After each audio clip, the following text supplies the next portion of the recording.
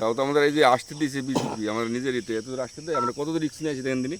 তাহলে পাহাড়া করে সব পরে পরে ওই 5টার সময় দেখছি ওই লোকগুলো আসছে, আসার পরে তারপরে পার করার চেষ্টা করে, আমরা বাধা দিই, তারপর ওদের ভিতরে রেখে আসি।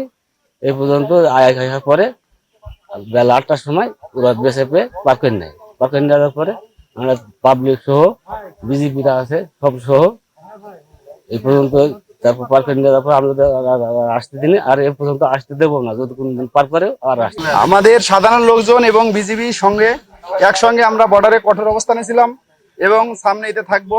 এই কঠোর অবস্থানের কারণে বিজিবি বাধ্য হয়েছে বিএসএফ নিয়ে যাওয়ার জন্য ওদেরকে।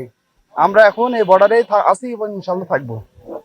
এখানে আপনার ভারতের পোস্টিং দিছিল বিএসএফ এ, আমাদের জনগণ দায়ী সবাই মিল দেখি ওখানে আটকে রাখে এবং বিডিআর ভাইয়েরা এবং পাবলিকরা আটকে রাখি।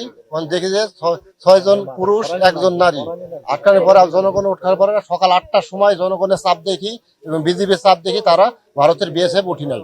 আমরা ভোর 5টার সময় সংবাদ পেলাম যে ওখানে ইন্ডিয়া থেকে লোক পার হয়েছে, বাংলাদেশে আসছে। ঠিক আছে, বিজেপি ভাই আমাদের পাঠাইলো, ওখানে বিজেপি ছিল, আমরা কি ছিলাম। যাওয়ার পর আমরা দেখলাম 6টা পুরুষ 1টা মহিলা ওখানে বসছিল। আমরা গেলাম, যাওয়ার পর কথা মাথা বললাম, ওদের বাড়ি হচ্ছে কুড়িগ্রাম বর্ডারে। আর এরা আসতে আজ থেকে 2-3 বছর আগে ইন্ডিয়া ঢুকছিল, ওদের পাঠাইছে। এরা 10 জন আসছিল, কোথায় 3 জন চলে গেছে বলতে পারছি না।